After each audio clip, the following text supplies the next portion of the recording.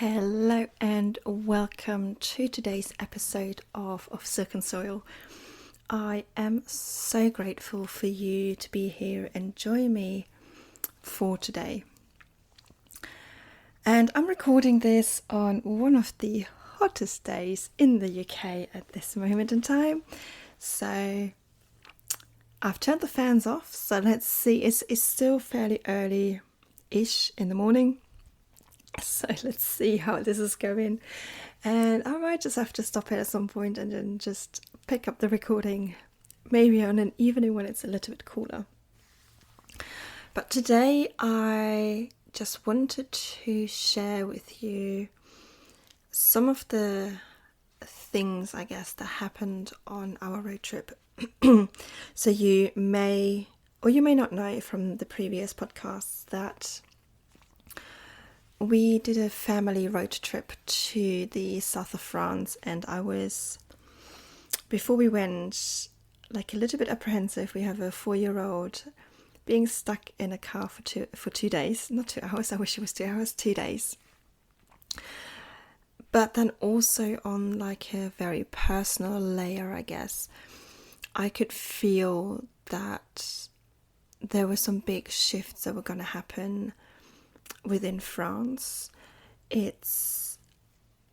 France is essentially part of my like lineage, and I've been able to, like, the more I sort of dug into my lineage, my ancestors, I guess with a lot of Europe you can argue they've been all over the place, but for me it was very much linked to a lot of different things. And the area that we were going to, coincidentally, if you believe in coincidence, I'm not sure if I do, there's always a reason for things that are happening, but we were actually going to an area where, like, there was a Cathar battle, and my lineage actually goes back to that. So there was like a lot of like, I knew there was like something big, like almost happening, landing within me when we were going to France. And it's funny because like the first thing that like pretty much happened immediately after going into France, before that was still like driving and everything, before we even got down south, one of the things that I've all of a sudden I really started noticing was the way that my daughter was speaking. And it was really throwing me. She had like this, and she still has, this very Shropshire accent. She talks very much like one of her friends does, like the same sort of tone, articulation, all of that. And it really threw me. Like, for the first few days, it still throws me now, but I've gotten used to it, but I can still hear it. And I'm just like, there was a point where I turned around to my husband. I was like, has she just become like, gotten like a really like Shropshire accent? And he was like, what are you talking about? She said, she's not speaking any different. I was like, okay, it is just me then. Like, it's just me who can really hear this. And that was pretty much for me like the first sort of step, the first sort of sign. Just like, oh my god, this is like something like really big. And I mean, I knew this going in. I could feel the shift that was gonna happen. But I'm just like, this is going like so much like deeper than I expected. So I did some Googling. I was like, oh no, maybe that's because apparently a lot of times when we're going abroad, we tune into like speech and listening, hearing slightly differently, so we are almost more prone to hear accents. But the fact that I can still hear it now, my husband couldn't hear it in the first place, I knew it was something within me. But yeah, I mean, it's to be fair, it still throws me now. But yeah, this was like the first like really like huge shift within me. I was like, I knew it was somehow, or it is somehow linked to my gifts, but there is so much at the moment that is still landing for me that I don't know how this is going to pan out, how this is essentially relevant to me. And I'm just, again, there is a lot of talk about not talking about things while you're in it, essentially, while you're experiencing, just talk to it afterwards. But as you well know, I'm very big in sharing things in the moment, because I think that is where some of the actual truth really comes through, and the magic. And you might hear something in this where it's like raw in the sense of it's just like still very much alive in me, that activates something in you. So this was, as I keep saying, really throwing me. And then after 2 days of driving, we arrived in south of France. And it was my first time in the south of France. And like driving down, it was, I absolutely loved it. Like the landscape, so many things. And, I'm not going to lie, I think it was on the second day of driving where there was a moment within me. And I think this is like really important, just generally, to also recognize in ourselves when that happens. But there was a moment where I literally just wanted to cry. Maybe it was actually the first day. It doesn't matter when it was. It was actually the first day. I just wanted to cry. On the first day, I didn't actually drive in France. I only drove in the UK, parts of it, but not in France. So my husband was driving. I felt like this overwhelming feeling of like the magnitude, I guess, of everything, of absolutely everything. And it's like, so I was sitting there like nearly crying. I didn't, but like there was like this feeling, just like, this is huge. I don't know how to deal with this. I don't know what to do. I could feel myself hitting almost like an upper ceiling, where I was just like, my like soul, my body, my whole being just felt comfortable to go to this level, but not beyond. And I was very much hitting that ceiling on that day. That was before we got to the hotel. And I was just literally, we were driving, I think, through Rouen, because we took the scenic route for parts of it. And I was just like, I could like feel the sight with like lovely like churches and cathedrals, and just like the Seine was there, and like the Seine somehow seemed to activate something in me as well. And then we were driving after Rouen these, let's say, country roads, and like this feeling was just like the magnitude of this trip. Okay, I actually just had to stop the recording because something essentially fell down. I had this before when I was, I think, recording a podcast where there was like literally like a falling sound of like something like crashing down. We couldn't figure out what it was. And now there was like it sounded almost like debris coming down. There's nothing I can see. I just literally went outside the house. So I take that as a little sign from Spirit, and maybe also just have a look that we need to get the house inspector maybe.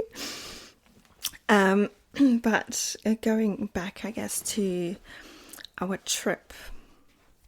and driving just after Rouen into the countryside, where it was just this feeling like pure, like being overwhelmed. Like I could feel like my old like identity almost like pulling me back, and me stepping into like a truer version of myself. And which is where this ceiling that I was just talking about was coming from. Like this, I very much believe that we don't need to become someone new. We have, we are us. We can just, what I call, peel back the layers and then become our like a truer version of ourselves.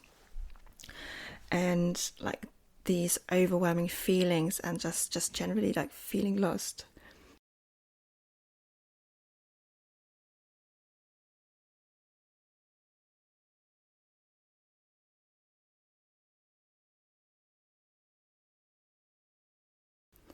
All of that was like really, really throwing me. And being on this like huge road trip, like our first family road trip, really, at least for more than 4 hours, I guess.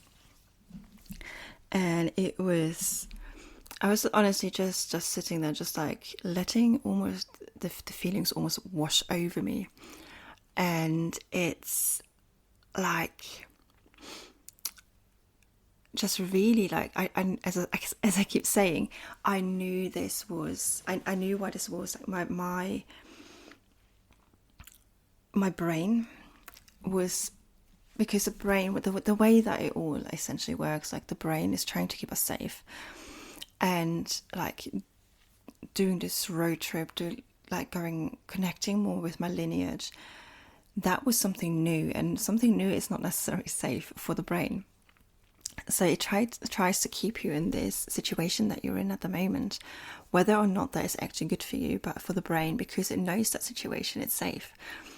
And like I was literally driving into the complete unknown. Like I was almost scared of driving on the right hand side. I had to think about that then. Where I've done this before, in my dad's car. So I learned to drive in the UK rather than in Germany. I drove once in my dad's car in Germany, and literally I didn't even park the car, I just pulled up on the side, just like, no, you go, I can't, like, no. I just had huge anxiety, and that's all I remember, really. And to be fair, that was just after I passed my driving test. But so this time I was quite anxious about driving in France, driving on the other side. I had my daughter with me, my husband. Obviously I didn't want to crash, and it was a long drive and all of these things. And then on top of that, like knowing that I'm really going back to my roots, to my lineage. And I think my brain just went like, no, hold on, hold your horses. It's not, we're not going there. I'm just going to keep you safe, which is where like this overwhelm and the anxiety and just like the tears and all of the emotions that were just, I can't even almost put that into words, like what I was feeling. It was just like something, almost like something else taking me over me. But I knew in the moment, I knew exactly what was happening. So I just essentially just sat there on the passenger seat, just like kept directing my husband where we needed to go, and just took it one step at a time. And then once we arrived in the hotel, because of driving over 2 days, we stayed in a hotel on the way in Orléans. And once we got there, like got settled, I got Sophia asleep at like 10 o'clock at night because she wouldn't settle. Like I started to, I forgot, acclimatize? No, that's not. I started getting used to, let's just stick with simple words that I can apparently say. I just started to like get used to like these feelings and like the bigness of what was going on. And then to be fair, like that's all of the like pushback that I really received like from my brain. Because the next day my husband started off driving, And then I knew I had to drive at some point because we were going over the Minerve viaduct, and he's truly afraid of heights. So I knew I had to drive that, and that was fine. Turns out, the thing that I didn't know was that he's like really, truly, deeply afraid of going downhill on on roads, especially if there's a huge drop. I had no idea because it's never come up in the 10 years that we've been together. So whilst I was driving, he then like more or less had like a panic attack. And that was like interesting as well. We then switched over thinking that the mountains or the mountain range was done, and it really wasn't. It just got even worse. And unfortunately for him, he was driving. But we got through that, and yeah, when we arrived there in the south of France, like literally the first thing that we did after checking in, just going into where we were staying, we went to the beach because we had like private beach access. It was Sophia's first time at the beach. She's never seen the sea in real life, at least. Obviously on TV she has, and it was like a truly like a feeling of like homecoming, and just like really just peace, like having my feet in the sand, like the water's just like coming up to my feet, and it was like really nice, and I knew I like arrived essentially. And this is where my like soul and my body like really started to settle down, especially after the day before where I had all of these feelings I just went into and all of these things coming up. And it was just really, really nice. And before we went, I actually had a look into the area where we were staying, like the south of France. And there still is, a town. It's like really historic, really old. It's apparently one of the like oldest, most historic and prettiest towns there is. It's called Minerve. I'm probably butchering the name of it, by the way. If you're French, or even if you're not French, please don't hate me. I'm trying to. I'm very aware. I'm not giving it like, not pronouncing it correctly. But I knew that was there, and like speaking to my husband, we were just like, yeah, okay, let's go there. He had like no idea why I wanted to go there, but that's fine. Again, because like it's up in the mountains, so I was driving, knowing now what he was like. To be fair, he started off driving, but he literally in the middle of the road, he stopped and he was like, I can't drive anymore. So I just had to switch over, like literally in the middle of the road. The road, there was like literally no cars coming. So we just drove up there, and it was like as soon as we got there, like we parked. You can't drive in that town, so you park up and you walk up. And it was, to be fair, it was like really hot. But I got there, I saw like the bridge, like there was like battles going on. There is like the Cathar battles, and there is set like for Mary Magdalene to be there as well. I don't know very much about that part. And I was just walking those streets, like nothing was open because it was so early, because it was so hot as well, so we didn't want to stay long. Or for like, no, not really past midday. And I was just walking there, and I can like instantly feel like a woman like running down that street that we were walking on, like almost being chased. And I'm just like, okay, that's like another like really, really deep coach that I was like receiving. And to be fair, I've prepared myself for that as much as you can, I guess.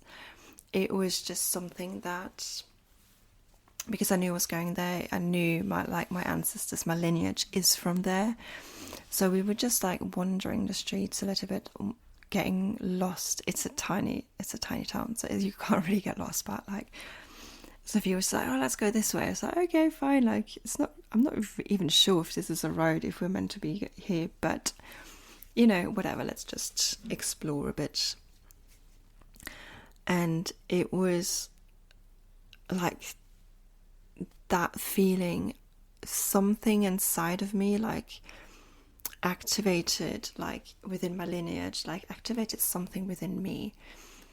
And I knew that. And also like being on holiday, because it was a family holiday after all, there was just like, it was so busy, there was so much going on. So it almost feels like I was getting the codes, and then like literally just downloaded all of the codes from whatever I needed from different places. And it's now that I'm like home and starting to like settle down kind of thing, just actually having some time to like really let these codes settle within my body and just start to integrate.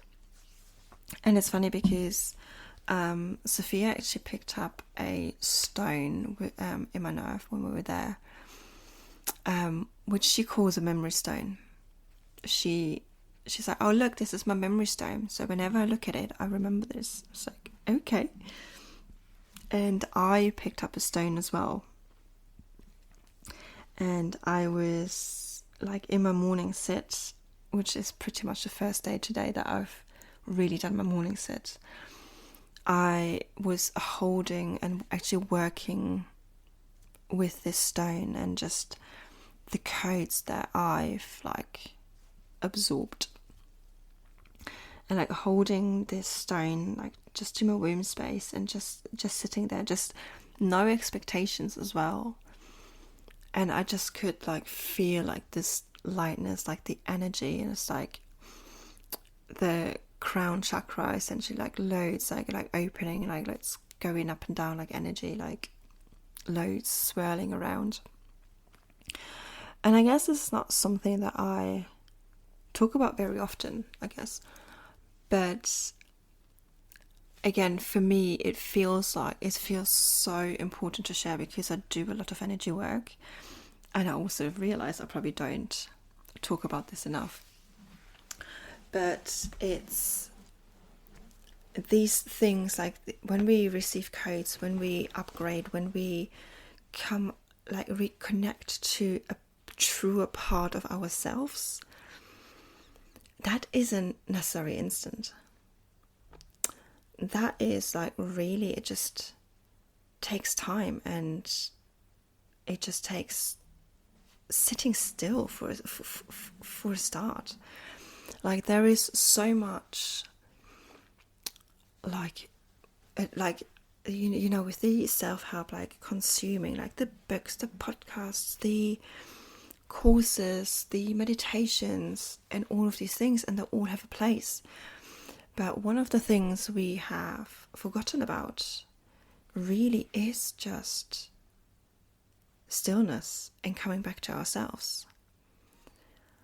And I think this is why like I have got this stone, because I knew it was gonna be, I wanted to work with something like tangible within my hands. And I like wanted to like not remind myself, but I wanted to connect to the land. And this is why I have this stone, and connect to the memories that I have there as well. Because as I said, or as I mentioned, I saw a woman like running through the streets, and that is a memory from my lineage. And I do at the moment, I do in my own like personal like private life, I do a lot of lineage work. And like having something physical really helps me like connect to my lineage, because I know for me like there's a lot of things about myself within my lineage. Whereas, like, when we are born, when we're growing up, like, we are getting all of like these, that conditionings, the expectations, all of these things, like all of the outside noise, that quite often we lose ourselves. We like don't know who we are anymore, kind of thing. Especially as women, we're constantly being told, you need to do this, you need to be this. And within all of this, we essentially almost like forget who we are. And I know I have, like, it's just, I guess, the way that it is, right? So this is why we do the work, just to connect back to our true selves. And I've actually lost the train of thought that I had. I'm blaming the heat for this, because I really don't know where I was going with that anymore. And as we know, I won't force it. So I'm just going to have a quick sip of my drink. And just, I guess, I was talking about like having something tangible, where I was then going on to this little roundabout explanation about being lost, essentially. But it's like this trip overall, despite me knowing that this was going to be like a big trip, I always knew that. It is now that it's like landing in my body and like really settling down, and almost like really like stepping like into this like deep truth of my lineage and of myself. Like it's all starting to come together. And as I said, it's not something that is happening in just like this in one go. It just happens over time. And there is this expectations that it has to happen now, like immediately. And with like any sort of work, and you can call this identity work or whatever you want to call this, it is the matter of the fact, it's not instant. That it's like daily repeatable steps, like of coming like back home to your truest self. And that begins with stillness and just being with yourself, starting to hear your own thoughts, your own voice, your own truth again, your own wisdom. And that's what I guess I want you to take away from this episode. It's just like wherever you are, whatever you're going through, just taking some time in stillness. And by that, I don't necessarily mean just sitting down in stillness. If you can, that's great. There have been many of times when I wasn't able to do that. But if you can't do that, fine. It's also things like when you're going out for a walk, don't listen to a podcast or do something, just go for a walk. Just be intentional, just like be there, be present. Because by being present and intentional, you are like really starting to like reconnect to yourself, like really get back, peeling back the layers, because you start hearing your own voice again. And with that, I feel like this podcast is actually complete. It feels like very jumpy at points. So if you're still here, thank you so much for listening today. It was honestly like this road trip was like one of the like biggest, most impactful things that I have done. And I actually can't wait to see what actually happens at the back of this because of this.